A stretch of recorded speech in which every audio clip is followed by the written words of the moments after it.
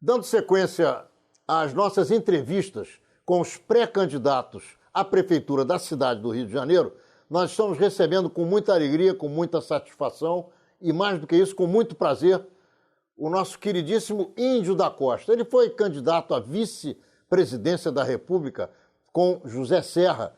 Ele foi vereador por 3 mandatos, ele é deputado federal, já no seu 2º mandato, e é uma honra recebê-lo aqui em Menorá na TV. Índio, uma das maiores vontades que eu tive na minha vida, em termos políticos, foi ser presidente do Flamengo. E eu logo percebi que isso era uma loucura. Por que é que você decidiu, em algum momento da sua vida, que a tua vocação era a vocação de chegar à prefeitura da cidade do Rio de Janeiro? Ronaldo, isso é uma boa pergunta. Na verdade, tudo aconteceu muito por acaso na minha vida. Eu sou advogado, pós-graduado em políticas públicas, mas daí já estava na política quando resolvi pós-graduar em políticas públicas. Depois de eu fazer mestrado na área de administração pública na FGV, e tive que escolher entre secretário de administração ou mestrado, que os dois eram um trabalho intenso. E acabei ficando com a prática, fui para a secretaria e deu certo. A gente fez muita coisa bacana na secretaria ali. A gente conseguiu reduzir níveis hierárquicos, custos, prazos, enfim, o que o Brasil precisa, eu consegui dar um exemplo ali naquela secretaria. E o momento que a gente passa hoje, muito além de ser, digamos, um sonho antigo, ser prefeito do Rio de Janeiro, eu acho que agora a gente tem uma responsabilidade. Eu fui vereador 3 mandatos, como você já falou, deputado federal, quer dizer, toda a minha vida foi na cidade do Rio de Janeiro. Eu comecei trabalhando em Copacabana como administrador, tinha trabalhado no Parque do Flamengo também, e tudo foi em busca de melhorias para a cidade. Eu entrei quando o César Maia foi fazer uma palestra na Cândido Mendes, mostrou que seria reduzir o impacto no trânsito numa área da cidade. Ele não denominou, mas era a linha amarela que ele falava, como que aquilo melhoraria a vida das pessoas. Eu resolvi ajudar o César a ganhar a eleição, ele acabou ganhando. Ele não tinha equipe nenhuma, ganhou praticamente sozinho aquela eleição, um quadro que é muito parecido com o de hoje, absolutamente fragmentado. E ele insistiu muito que os jovens fossem trabalhar com ele. Eduardo Paes, eu, Paulo Serri, Cerruti, Solange Amaral, enfim, tinha uma turma. Na época, uns eram mais jovens, outros menos jovens, era todo mundo jovem. E eu fui muito mais assim, com a intenção de ajudar a melhorar a cidade. Eu não pensava em fazer política, não tinha muita conexão com a política. E até hoje eu tenho uma relação conflituosa com a política. Por quê? Embora eu faça isso por vocação, por desejo, né, eu podia estar tanto na advocacia como com a vida, enfim, da minha família inteira. Meu pai é arquiteto, minha mãe é decoradora, meu irmão é designer, minha outra irmã é pintora, a outra é marchand, vende quadro, enfim, eu podia estar nesse mundo, né? Ou no meu próprio, da advocacia, mas eu percebi o quanto que você consegue transformar na política e o impacto que isso gera. Então eu fui, quando César era prefeito eleito, eu ia visitar um local degradado, arrebentado e tal, depois eu voltava, um ano depois tinha uma escola no lugar. Voltava, tinha uma creche no lugar, tinha uma praça com as pessoas frequentando. Eu me lembro onde a gente foi identificando, na época não tinha muito problema com estupro, assalto, a gente iluminava, arrumava e tal. Eu achei aquilo tudo muito mágico. Eu tinha 23 anos de idade, 22, 23 anos de idade, e fui me encantando. Até que o dia que eu vim administrar Copacabana tinha muito problema. E eu consegui resolver tudo isso que a gente está vendo na cidade hoje que tem problema. Eu fiz uma vinculação maior entre a segurança pública e a comunidade. A gente conseguiu zerar os problemas de boletim de ocorrência que tinham na Nossa Senhora de Copacabana e na Atlântica, que eram os locais que tinham maior violência na época, um excesso de camelôs que a gente reorganizou e tirou daqui do bairro. Então, assim, muita coisa aconteceu, e a base era da tolerância zero. A gente pegou o trabalho que o Giuliani fazia, que tinha a teoria da janela quebrada, e a tolerância zero foi o nome que deram e tal. E a gente copiou em Copacabana, e funcionou. Então, aquilo me deu muito prazer. Eu trabalhei basicamente com a iniciativa privada, moradores e a prefeitura. Eventualmente, quando precisava do Estado, a prefeitura fazia essa conexão. E depois disso eu passei a sonhar. E assim, eu vi como fazer isso numa célula. Copacabana tem o Copacabana Palace e as comunidades. Tem o narcotráfico que está presente, só não tem a milícia no Copacabana. Mas fora isso, o rico, o pobre, o negro, branco, o alto, magro, o gordo, baixo, enfim, tudo você tem aqui, né? E aí eu disse, bom, como é que eu pego nesse momento que a gente está vivendo, essas duas experiências de secretário de administração por 5 anos e gerou uma economia de 300 milhões de reais só numa secretaria. Né? A Prefeitura do Rio tem um custeio de 9 bilhões hoje, atualmente. Como é que eu reduzo esse custeio? Eu me tornei um especialista em gestão pública. Somado a essa experiência, eu procurei o Giuliani, que foi prefeito de Nova York, lá da Tolerância Zero. Ele virou um consultor da área de segurança pública e trabalhou para 20 cidades depois que saiu de Nova York. E ele está nos assessorando aqui com um modelo de como a gente pode fazer para a cidade toda, usando a Guarda Municipal. Você sabe que 90% dos crimes que acontecem, eles poderiam ser evitados até com a Guarda desarmada. Se vai armar ou não armar a Guarda, isso é uma discussão para se fazer tecnicamente. A grande verdade é que, mesmo desarmada, você pode fazer muito mais. E como a lei mudou, e diz que a Guarda Municipal ela pode sim assumir a segurança pública do ponto de vista do cuidar das pessoas, é o novo Estatuto da Guarda Municipal, foi uma lei aprovada em 2014, eu quero ser o prefeito a fazer a transformação da Guarda Municipal, que cuida dos próprios, das calçadas, dos prédios e tal, para cuidar das pessoas. Então tem que requalificar a Guarda, preparar a Guarda, e muita coisa que a gente está vendo hoje aí podia ser evitado com a participação da Guarda Municipal. Então, a primeira coisa, eu quero assumir a responsabilidade da segurança pública naquilo que a Prefeitura pode fazer. Segunda coisa, redesenhar a Prefeitura para que ela atenda ao cidadão. E eu posso dizer aqui que está o meu maior desafio nessa campanha eleitoral, como inclusive explicar para o eleitor isso. Porque o Eduardo, embora não fosse, o prefeito Eduardo Paes, embora não fosse muito desse modelo, ele acabou se envolvendo com o modelo e tendo que se dobrar esse modelo para ser prefeito, onde a prioridade é o mundo político e o mundo empresarial, não é a sociedade. Então você tem assim, entre fazer uma obra que tanto faz, que vai atender aos políticos, e deixar de fazer essa obra que vai atender aos políticos, ou ao jogo político, ou aos empresários, e botar papel higiênico na escola, e pintar a escola, e ter seringa no hospital e tal, se faz as grandes obras em detrimento do dia a dia. E a gente sabe, agora está aí Lava Jato e tudo mostrando, o que financia esse jogo todo, em grande parte, são as construtoras com essas obras gigantes todas, né? Então, qual é o modelo que eu quero adotar? A Prefeitura, todo mundo sabe que já tem, até dezembro, ela fechou com uma dívida de 24 bilhões, depois o Eduardo aprovou recentemente, tem pouco tempo, poucos dias inclusive, uma dívida nova para a Prefeitura do Rio de mais 800 milhões, então nós são 25 bilhões em dívida. E isso quem vai ter que pagar é a cidade. Eu sou um gestor e eu sei mexer na Prefeitura para reorganizar ela e priorizar aquilo que interessa, que é retomar aí um projeto antigo que se desejou, mas ele não permitia, da Guarda ser preparada para contribuir com a Polícia Militar e com a Polícia Civil na segurança pública, usando tecnologia e requalificando Guarda.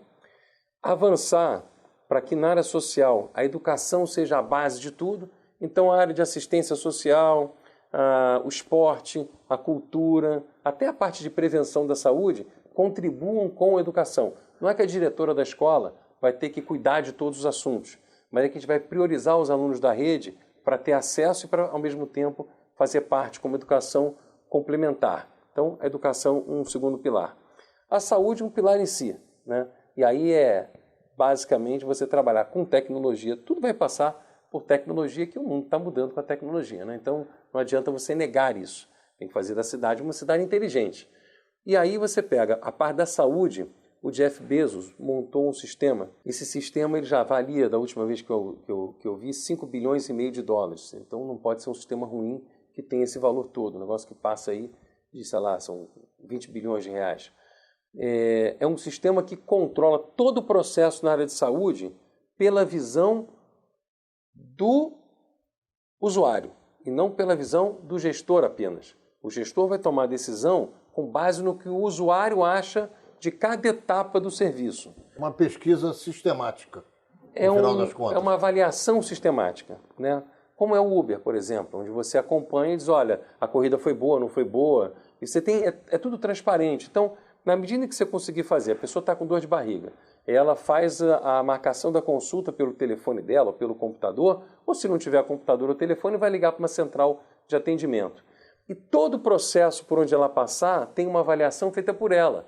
Então, só o médico não estava no dia que eu fui, ele marcou, não apareceu, ele chegou atrasado, a atendente me tratou muito mal. Você vai tentando... Olha, entre o atendimento do médico e os exames, eu levei tanto tempo esperando para fazer os exames. Então o prefeito vai ter informação na sala dele, na tela da sala dele, de exatamente todos os problemas que estão acontecendo para corrigir. E você não pode negar que saúde é um problema muito grave hoje que tem aqui no Rio de Janeiro. Então, o atendimento na saúde, ele é acompanhado como um todo. Desde a marcação da consulta, passa pelos exames, depois a marcação da consulta de novo e a consulta em si, né? Então a marcação, consulta, exame, marcação de novo, nova consulta. Aí o médico aqui diz o que é que o paciente tem que tomar de remédio, qual é o caminho para curar. Depois de um período, o médico atende de novo. Uma das razões do sistema não funcionar direito é que a pessoa não tem dinheiro para comprar um remédio. Então não adianta nada, até em plano de saúde você tem esse problema. E o custo da máquina pública é muito mais alto do que o remédio em si. Então você vai começar a entender onde estão os problemas e a resolver. A minha paixão, Ronaldo, é exatamente a gestão. Eu sou um gestor e eu quero ver resultado. Como é que você está, como cidadão carioca, vendo o Rio de Janeiro hoje? Qual é a avaliação que você faz da cidade onde você vive? Olha, eu vejo com muita tristeza, porque uma cidade que passa por um período absolutamente calamitoso, você tem aí agora o governo do Estado declarou estado de calamidade pública. Estado de calamidade pública, em geral, quando acontece algum problema natural, né? Lá em Mariana, por exemplo, que rompeu a barreira, aquilo é calamidade. No caso do Rio de Janeiro, o que está acontecendo é que o governo do Estado tornou gastos continuados com base na arrecadação que ela era eventual do petróleo. E agora quebrou o governo do Estado. E a Prefeitura do Rio de Janeiro está indo na mesma direção. Basta ver, eu estava lendo os dados do Tribunal de Contas do município do Rio, quando Eduardo entrou na Prefeitura do Rio, 14% das escolas tinham dificuldades e precisavam de manutenção. Agora já chegou em 53%. Enquanto isso, ele está construindo escolas novas. Então, o que está acontecendo? Você tem uma prefeitura, uma cidade, por inglês ver, que estamos aqui avançando, construindo e tal, mas tem represado uma fortuna de necessidade, de manutenção, de custeio, quer dizer, para fazer funcionar o que está aí e que quando acabar esse governo, o próximo prefeito vai ter que botar para funcionar. Então, assim, eu vejo com tristeza, eu conheço por dentro como é que funciona isso e estou vendo que a gente vai ter aí que vai passar por um momento difícil. Por outro lado, a gente teve um ápice, digamos, que foi a vinda das Olimpíadas e o Rio de Janeiro virar uma cidade mais internacionalizada do que o que é. O problema é o preço que vai se pagar depois. O desemprego no Brasil, com toda a crise que nós estamos vivendo, vem avançando. No Rio de Janeiro existem muitas obras em função dos Jogos Olímpicos. Essas obras vão acabar e provavelmente devem acabar exatamente no momento em que se está se elegendo um novo prefeito. Isso significa dizer que o novo prefeito vai se deparar com muito mais desempregados na cidade do que nós temos hoje. Como é que você vê isso aí? Tem que abrir frente de trabalho. E aí você tem dois caminhos. Tem o Fundo Carioca, que é no microempreendedor, né? Você garante para ele o equipamento dele para ele produzir alguma coisa e ter renda, e ele paga de volta à prefeitura com o próprio serviço dele. Tem outro caminho chamado Juro Zero, que Santa Catarina fez com muito sucesso, que aí já é para o microempresário. A prefeitura, no caso aqui, a prefeitura entra com dinheiro e a tecnologia, digamos, o conhecimento é oferecido pelo Sebrae e aquela pequena empresa ela é acompanhada e vai pagando de volta à prefeitura em dinheiro o que ela recebeu de empréstimo, porém, se ela pagar tudo em dia, ela não paga a última prestação. Por isso que é o Juro Zero. A gente vai ter que, o carioca, o brasileiro, ele tem um desejo empreendedor, mas a gente vai ter. Aliás, eu acho que esse vai ser a grande quebra de paradigma que eu quero aqui oferecer para o carioca, é essa daí. É uma cidade que se formou desde a época da colônia. Nós fomos sede do Brasil Colônia, Brasil Império, Brasil República. Quando saiu daqui, o Distrito Federal foi para Brasília, a gente teve problema, teve que ficar com uma cidade-estado. Em 75, quando a gente deixa de ser cidade-estado, o Rio de Janeiro quebra. Aí vem o petróleo e dá esse ar de que, olha, está tudo resolvido. Se pegar os meus discursos de 2007 para cá, na Câmara dos Deputados, era sempre dizer o seguinte, o petróleo é por um período, e inclusive, como faz muito mal ao meio ambiente, em algum momento vai ter petróleo e ninguém mais vai usar. Né? Não é só a quantidade de petróleo que cada um tem. Então, tem que avançar no desenvolvimento econômico da cidade e isso tem impacto direto em emprego e renda, que é a sua pergunta. Índio, eu conheço o Brasil inteiro. Temos 16 comunidades judaicas espalhadas pelo país, confederações israelitas, que são ligadas à confederação. E eu aprendi muito andando pelo país e verificando as diferenças culturais, inclusive de posicionamento político, de posicionamento social, que existem no nosso Brasil. Você que foi candidato à vice-presidência da República e andou pelo Brasil inteiro, o que é que você tirou de ensinamentos para aplicação na cidade do Rio de Janeiro, caso você chegue à prefeitura? Olha, muita coisa, Ronaldo. Primeiro que é necessário você ter um projeto para você entrar numa campanha eleitoral. Segundo, que eu vi que até na política nacional, o que a gente vê aqui, acontece também. Eu vi muitos candidatos se comprometendo em fazer obras que não tinham importância nenhuma para o Brasil, mas que na verdade aquilo tudo era compromisso dos candidatos com as empresas que financiariam aquelas candidaturas, né? Então, assim, antes de você entrar em qualquer empresa, em qualquer organização, você tem que saber qual é o seu papel ali, né? Então, assim, o projeto, é necessário você ter um projeto, né? Um projeto de país, um projeto de Estado, um projeto de cidade. Eu sei por que eu sou candidato a prefeito e eu sei que, como prefeito, o que eu posso fazer pela cidade. Eu tenho um projeto para o Rio de Janeiro. Isso começa dentro da prefeitura da cidade, né? Agora, isso começa dentro da prefeitura, para você organizar a prefeitura para atender o cidadão. O que acontece hoje é que, do jeito que a gente está vivendo aqui, com o PMDB tomando conta de tudo, eles têm... A prioridade não está na sociedade, a prioridade está no jogo político e nas empresas. E isso viabiliza campanhas multimilionárias que acabam gerando voto para os candidatos deles. Então, primeiro é quebrar esse paradigma, é um modelo diferente. E a segunda coisa, ter um projeto, né? A partir do projeto, você se envolve com a sociedade, com os setores, vai debater, vai conversar e tal. Eu passei assim por algumas experiências muito interessantes. Experiências que Mato Grosso do Sul, São Bento fica no sertão da Paraíba, né? Existia uma convicção, não necessariamente do Serra, mas tinha do pessoal de comunicação da campanha, que a campanha seria ganha na região sudeste e no sul. E eu era uma voz dissidente disso, porque eu achava que tinha que ir para o norte, para o nordeste e para o centro-oeste, né? Tudo bem, você pode concentrar esforços onde você é mais forte, mas não deixa de visitar outras áreas. E eu consegui comprovar que eu estava certo, porque em São Bento, a gente ganhou no primeiro turno com 60% dos votos. E é uma cidadezinha, imagina, no sertão da Paraíba, a conexão com São Paulo, com Serra. Uma cidade que você foi visitar. Eu fui no lugar do Serra. Sim, o que aconteceu lá? Tinha um comício, né? Prepararam um comício, eu fui lá, no tal do comício. É uma cidade empreendedora, uma cidade pequenininha, e que grande produção das redes no Brasil sai de São Bento, né? Então foi uma conversa direta com uma turma empreendedora. Redes de balançar que você coloca em casa, nas duas argolas. Que compra na Bahia, certo, feito na Paraíba, né? Também, né? Não quer dizer que a Bahia não produz. O que eu aprendi? Eu aprendi tanta coisa, é tão difícil falar assim em tão pouco tempo, mas eu diria que, sobretudo, da necessidade de você se preparar para fazer política entregando as coisas para as pessoas. Quer dizer, você é político como um canal, né? E eu vi no Brasil inteiro pessoas que tinham caneta, que tinham poder, governadores, prefeitos, senadores e tal, muitos com muito boa intenção, mas a boa intenção está muito distante da capacidade de você fazer. Então, a necessidade de você se preparar permanentemente. Você sabe que o Serra continuou muito meu amigo. Até hoje eu tenho uma relação muito boa com ele.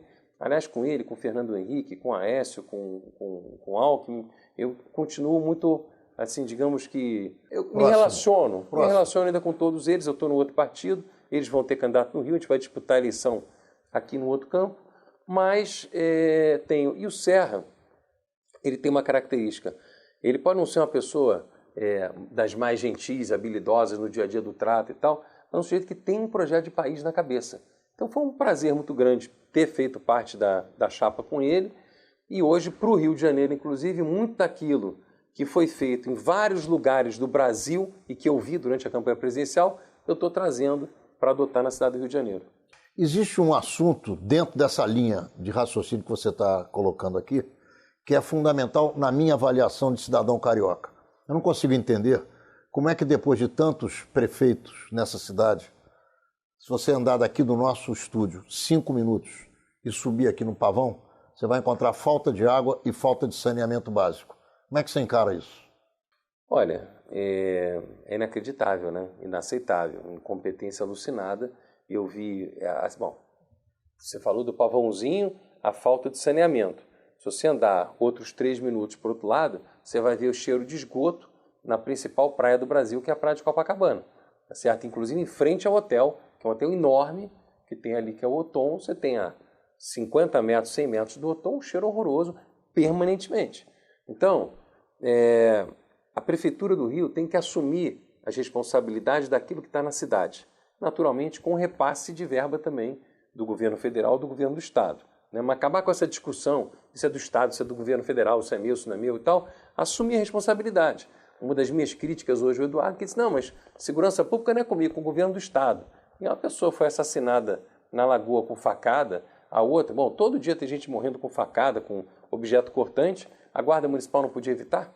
Com um simples cacetete? Claro que poderia, se tivesse treino e preparo para isso. Então, assim, o prefeito ele tem que entender que o Rio de Janeiro é um país e ele vai se relacionar com o governo do Estado, com o governo federal. Inclusive, isso me dou muito bem com o Dornelles, que é o governador em exercício, e me dou melhor ainda com o presidente Michel Temer. Tenho boa relação com eles dois. Então, se eu for prefeito, eu vou manter as boas relações, mas vou assumir a responsabilidade de prestar serviço, fazer funcionar. Não sei se é assim o índio, eu não sei slogan de campanha, nada disso, não parei para pensar ainda. Mas se eu fosse dizer assim, em breves palavras, eu quero botar para funcionar o que não está funcionando. E essas obras todas, Ronaldo, muitas vão ter que ser revistas. Por quê? Tem baixa qualidade, tem muitas que correm risco de ter problema, além de você ver, quer dizer, uma degradação. Então agora, querendo votar na Câmara de Vereadores, um projeto que dá garantia por 5 anos, quer dizer, a cidade passa, através da construtora, a pagar a construtora passa a ser obrigada, mas vai estar no custo, né? Pagar um seguro por 5 anos. Já existe isso, porque pela lei de responsabilidade fiscal e por todos os contratos de obra no Rio de Janeiro, no Brasil, você tem 5 anos de garantia. O que acontece é que a garantia tem que ser dada pela construtora. Então, o que a gente vai ter que fazer? Ganhou a prefeitura, pega todas as obras dos últimos 5 anos, faz auditoria nela e manda consertar. Em todas elas. Não tem jeito. Índio, em todos os países menos desenvolvidos, existe um negócio chamado burocracia.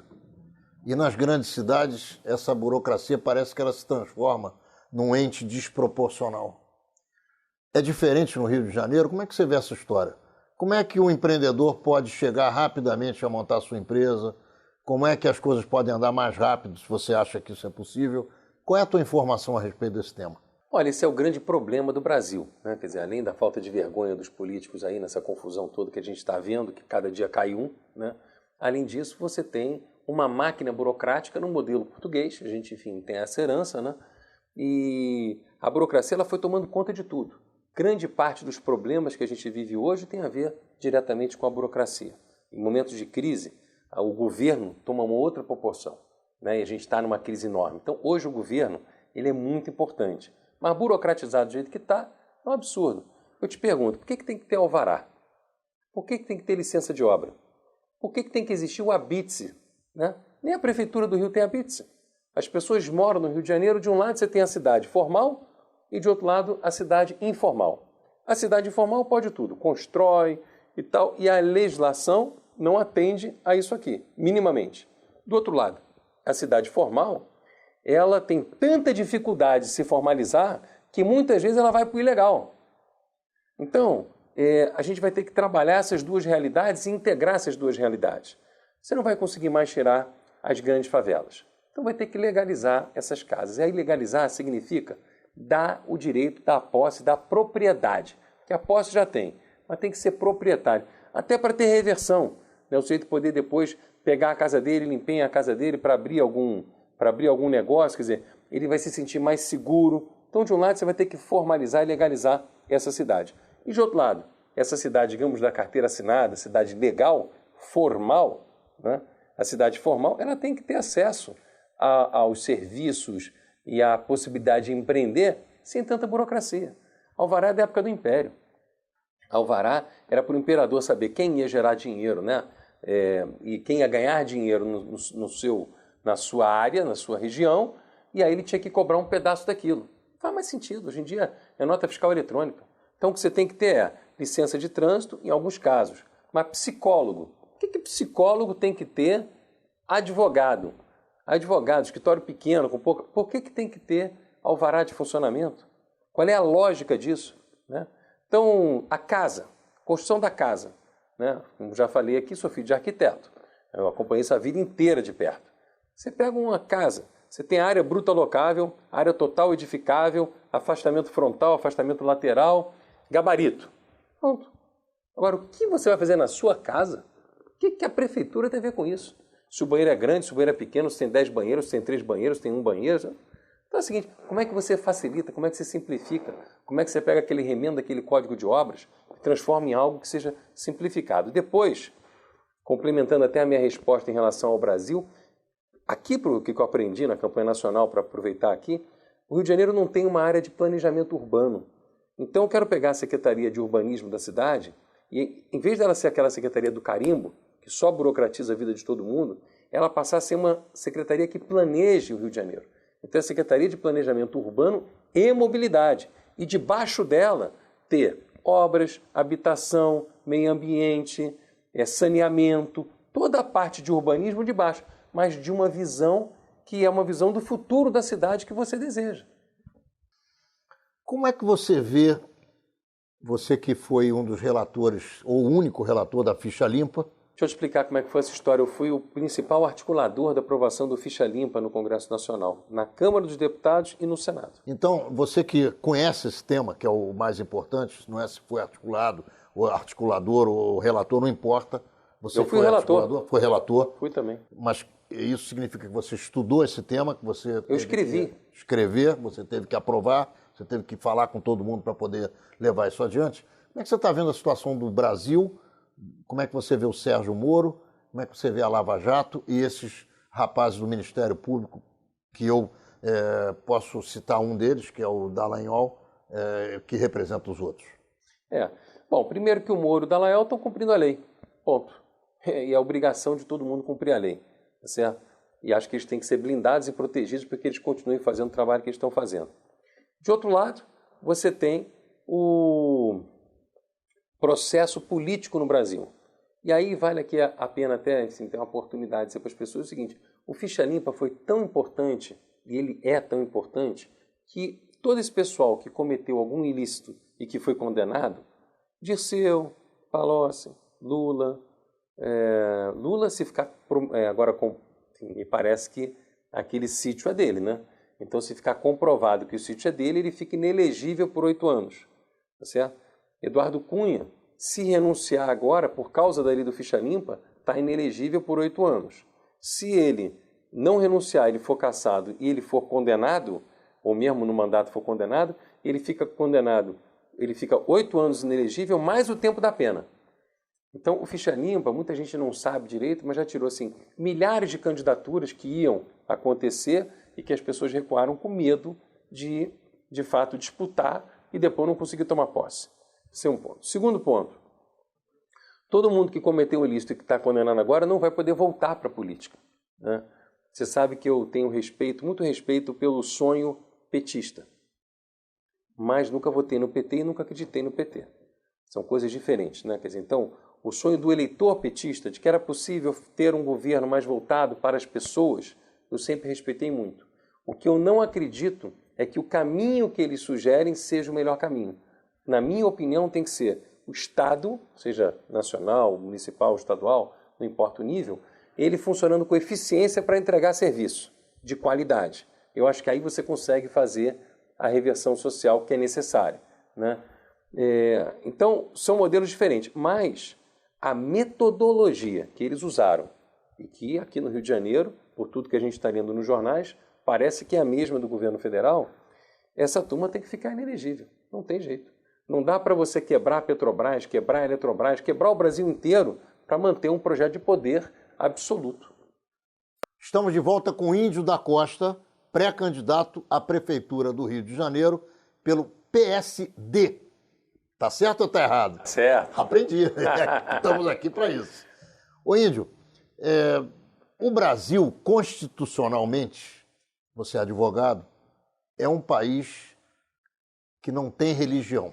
Por outro lado, a maioria da população brasileira se divide hoje entre católicos, ainda majoritariamente, e protestantes chegando atrás. Como é que você vê o preconceito na sociedade brasileira e como resolver essa questão? Olha, tem um preconceito religioso, tem um preconceito de raça, tem um preconceito de sexo, tem um preconceito de idade, né? Porque o sujeito agora está na quinta idade, está na terceira. Isso é um absurdo, tá certo? Assim, eu sou contra o preconceito. Eu acho que a gente tem que se relacionar. O Rio de Janeiro é uma cidade, inclusive, com essa característica diversa, e a gente tem alguns movimentos que me preocupam. E a gente tem que estar atento a esses movimentos para poder interrompê-los e respeitar as pessoas. Porque, no final, somos todos seres humanos, né, Ronaldo? Então, esse trabalho que a gente vai vendo de vez em quando pelos bastidores, né, em alguns setores, a gente tem que interromper. Você é a favor, então, do respeito às diferenças? Eu sou a favor do respeito às diferenças. Eu sou a favor da diversidade religiosa. Eu respeito que cada um seja do jeito que é. E eu acho que não pode ser de uma outra maneira. Como é que você enxerga, na sua avaliação cidadã, quer dizer, para você, para o teu uso diário, a tomada de posições no país por religiões específicas? Ou seja, deputados, candidatos que são, obviamente, candidatos de grupos religiosos. Olha, eu sou contra, eu acho que não faz nenhum sentido. Eu acho que o sujeito ele pode até ser religioso, e é normal que seja, né? Mas ele tem que utilizar a religião para o credo dele, né? Se resolver transformar o Brasil num conjunto de regras e de leis para beneficiar o grupo A ou o grupo religioso B, me parece muito negativo, e inclusive eu combato esse tipo de iniciativa. Muito bem. Existe uma questão que, no meu entendimento, perpassa áreas da cidade do Rio de Janeiro, hoje em dia, mais do que em outros momentos, e ainda nessa administração já houve momentos melhores e momentos piores, que é a questão da camelotagem. Como é que você vê um camelô vendendo mercadoria similar na porta de lojas que pagam impostos e vendem exatamente aquilo que o sujeito está vendendo na porta da sua casa? Ronaldo, eu tirei aqui de Copacabana 8.000 camelôs. E na época, a gente tinha uma tese chamada de deseconomia externa, que era tudo aquilo que é alheio à sua empresa e ao seu negócio que te gera prejuízo. Tinha um custo Brasil e um custo Rio, né? Isso está voltando. Está voltando porque a prefeitura perdeu o controle. A gente tem visto novamente sendo espalhado. Você tem que retomar, requalificar a guarda para lidar com o camelô de uma outra maneira. Não precisa ser agressivo, não precisa sair batendo no camelô, não precisa sair dando cacetada. A guarda tem que chegar antes do camelô. E quando o camelô chegar, dizer aqui você não para. Você pega a Avenida Rio Branco, ela é lotada de camelô. Você pega aqui a da Presidente Vargas também. Você pega aqui, nas calçadas aqui de Copacabana, dependendo do dia e do horário, então você já está começando a ter dificuldade de caminhar, de atravessar a rua. Então tem que tomar cuidado com isso. Eu vou ser o prefeito da lei e da ordem, né? Quer dizer, está na lei, a gente vai avançar. E a lei diz que, em alguns casos, a pessoa pode vender como camelô, mas é um camelô legalizado, organizado, direito, numa quantidade que não atrapalhe e que certamente, em momento algum, vai competir com o comerciante daquela mesma atividade. Eu tenho ouvido muita gente reclamando de pequenos assaltos na orla do Rio de Janeiro, Ipanema, Leblon, Copacabana, principalmente na orla da Zona Sul. Como lidar com menores assaltantes que não podem ser presos, que são levados à delegacia e são imediatamente soltos? Olha, a primeira coisa é utilizar tecnologia. Eu fui relator do flagrante provado na Comissão de Constituição e Justiça na Câmara dos Deputados, e agora esse projeto de lei está indo para o Senado, que é o seguinte: uma imagem filmada de qualquer pessoa, ela vai servir como prova, sem precisar passar pelo juiz. Quer dizer, então o próprio policial que tem a filmagem na mão e que sabe quem foi que cometeu o crime, se ele vê a pessoa, ele pode prender aquela pessoa, independente da idade. Tá certo?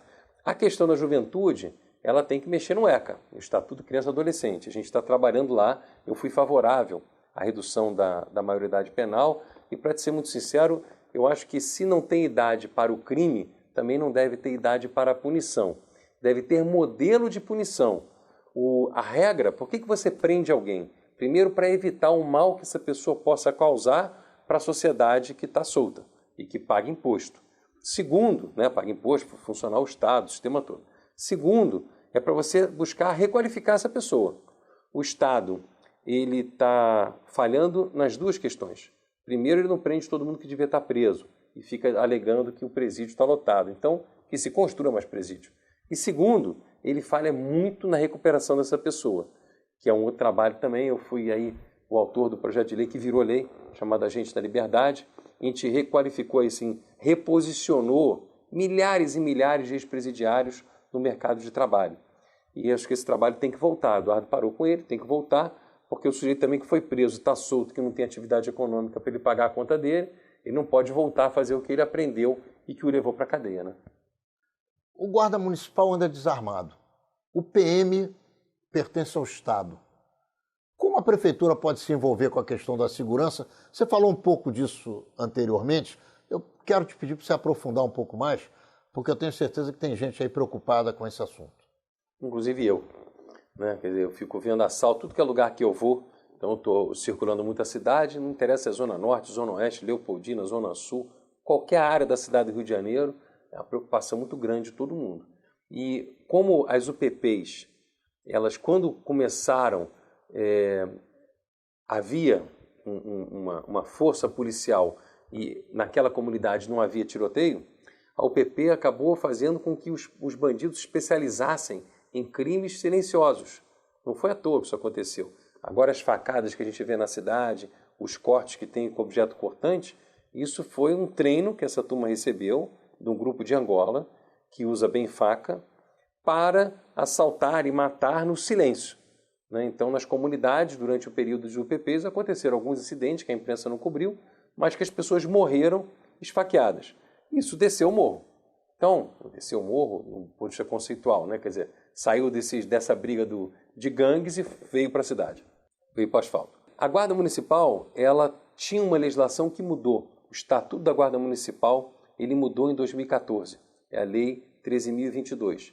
E que está lá muito claro, o uso progressivo da força, agora a obrigação da guarda de cuidar das famílias, das pessoas, evitar problemas sociais, que antigamente a guarda ela não se metia nisso. Então a guarda pode fazer muito, sobretudo desonerar a polícia militar e fazer um dia a dia. 90% dos crimes, a guarda pode atuar diretamente e se libera a polícia militar para os crimes de maior potencial ofensivo. Essa que é a ideia, de acordo com a legislação brasileira. O que você gostaria de dizer ao seu eleitor? Você é pré-candidato, amanhã o teu partido, no momento certo, confirma a sua candidatura, você vai para a rua disputar voto.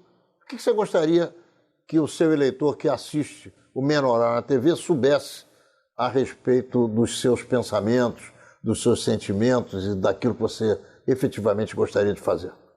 Olha, Ronaldo, eu queria que o eleitor me conhecesse melhor. Eu faço política há 25 anos, eu poderia ter uma carreira, e até tenho carreira privada. Eu sou empresário, sou advogado. Quando fiquei 4 anos agora sem mandato, nesse período que eu perdi a eleição presidencial na chapa do Serra, eu fui para a área privada e fiquei trabalhando entre Rio, São Paulo, Minas, enfim. Fui trabalhar no Brasil, na área jurídica, até uma experiência muito boa, mas eu acabei voltando para a política, para a candidatura de deputado federal, e o meu objetivo era ajudar na mudança. Eu queria tirar o PT do poder. Eu acho que o PT está fazendo mal ao Brasil. Eu, assim, nesse momento, o que eu gostaria de dizer para você que está em casa é que busque analisar a história de cada candidato, porque as pessoas estão muito irritadas com a política, e é natural que estejam. Mas acontece que toda essa irritação faz com que você participe do processo. Você vai ter que decidir se você vota branco, vota nulo ou vota em alguém. Se você votar branco ou votar nulo, você está ajudando a votar em alguém que são aqueles mais conhecidos, mais populares, que podem vir a ganhar a eleição se você resolver não votar em ninguém. A participação da sociedade é que ela vai se dar, nesse momento agora, de maneira muito diferente de tudo que a gente já viu. É uma campanha só com financiamento de pessoa física, uma campanha que não vai ter grandes movimentos de rua, mas uma campanha que vai decidir os próximos 4 anos. A gente vai ter a continuidade desse modelo que quebrou o Estado, quebrou o governo federal e está quebrando a Prefeitura do Rio, ou a gente vai mudar esse modelo e priorizar a cidade, priorizar o funcionamento dos serviços básicos, que é a escola, a creche, o posto de saúde, o hospital, a segurança pública através da Guarda Municipal, das posturas que a cidade também, ela que é obrigada a garantir a manter na cidade. Então, o que eu gostaria de dizer verdadeiramente para o carioca é que ele busque conhecer muito bem cada candidato.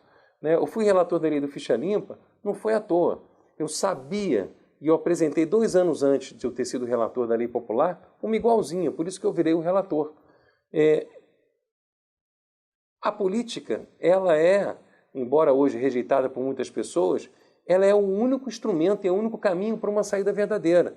Então não adianta ficar muito... pode votar em quem quiser, o índio gosta do fulano, gosta de você, tudo bem, mas participa. E eu gostaria muito, nesse momento, de dizer, eu não tenho as regras aí do TRE, da pré-candidatura, o que é candidatura, o que é pré-candidatura, mas uma coisa eu posso dizer com clareza, que eu gostaria era que você em casa conhecesse muito bem cada candidato, a história de cada um. E não acredite também no que você fica lendo aí, Facebook para lá, Facebook para cá, que é tudo fofocado. O negócio é o seguinte, qual é a história de cada um? O que cada um fez? Eu me especializei em quebrar cartel, que cobra muito mais caro do poder público, em detrimento da qualidade do serviço. Eu me especializei em reduzir burocracia. Eu me especializei no trabalho de campo, quando fui administrador do Parque do Flamengo, administrador de Copacabana, e também na máquina. Secretário de administração durante 5 anos na Prefeitura do Rio de Janeiro, só desburocratizando. Foi o trabalho que eu fiz. Então, assim, quero priorizar a saúde, a educação, a segurança. Isso não é um discurso vazio. Eu sei como fazer, porque eu já fiz. Eu já fui da máquina. Eu peguei uma equipe na Secretaria de Administração e botei um grupo de pessoas durante 3 anos e meio para estudar a crise na saúde. E de lá para cá não é que mudou, ela piorou, mas já tinha problema antes. Eu sei como fazer. Então, acho que o importante, Ronaldo, é que cada um possa, nesse momento, avaliar quem são os aventureiros, quem são as pessoas que têm uma imagem conhecida por alguma outra razão, que não necessariamente pelo que fez para a sociedade, pela vida pública, e a tal história enfim, embora eu tenha essa relação conflituosa, porque esse modelo que se faz política no Brasil não é a que eu gosto, mas eu acho que tem a oportunidade aqui no Rio de Janeiro de mostrar para o Brasil que é possível fazer política de maneira diferente. Ao invés de ter os vereadores nomeando cargos em comissão na prefeitura, que depois gera uma despesa enorme, para votarem a favor da Câmara dos Vereadores, lá dos projetos da prefeitura na Câmara, é ter os vereadores como aliado voltado para a cidade. É melhorar a região de cada vereador. Você vai estar prestigiando o vereador, mas sobretudo prestigiando o carioca. É fazer com que a emenda do vereador no orçamento ela seja respeitada e ela se transforme em algo positivo para quem, enfim, mora naquela região e utiliza aquele serviço. É uma nova maneira de fazer política, aliás, da maneira que eu sempre achei que deveria ser e que infelizmente não é. Ô Índio, eu quero te agradecer muito ter aceito o nosso convite. Temos aqui uma conversa maravilhosa que poderia se estender por horas. Infelizmente o programa só tem 1 hora de duração. E eu quero oferecer a você as câmeras e os microfones de Menorá na TV para que você se despeça dos seus eleitores e daqueles que estão te vendo e te conhecendo, fazendo suas considerações finais. Olha, Ronaldo, eu queria te agradecer a oportunidade de estar aqui, o convite, e te parabenizar. Dizer que é fundamental que os outros canais também abram espaço para os candidatos a prefeito. Porque você, daqui a muito pouco tempo, daqui a 3 meses, a gente já está no segundo turno. Então, é muito rápido, vai ter uma Olimpíada no meio do caminho, tem muito problema acontecendo. Então, primeiro, te parabenizar e agradecer o convite. É fundamental esse debate, essa conversa com todos os pré-candidatos. Em segundo, agradecer a sua paciência de estar em casa ouvindo esse tema, que é um tema sempre árido, né, a política, mas é o caminho para a gente resolver uma série de problemas, me colocar à sua disposição e te pedir para me continuar essa conversa no meu Facebook. É o facebook.com/Índio da Costa. Né? O meu Twitter é @índio. Né? E a gente poder continuar a nossa conversa, que é muito importante agora te ouvir e saber o que você acha disso tudo que a gente falou aqui.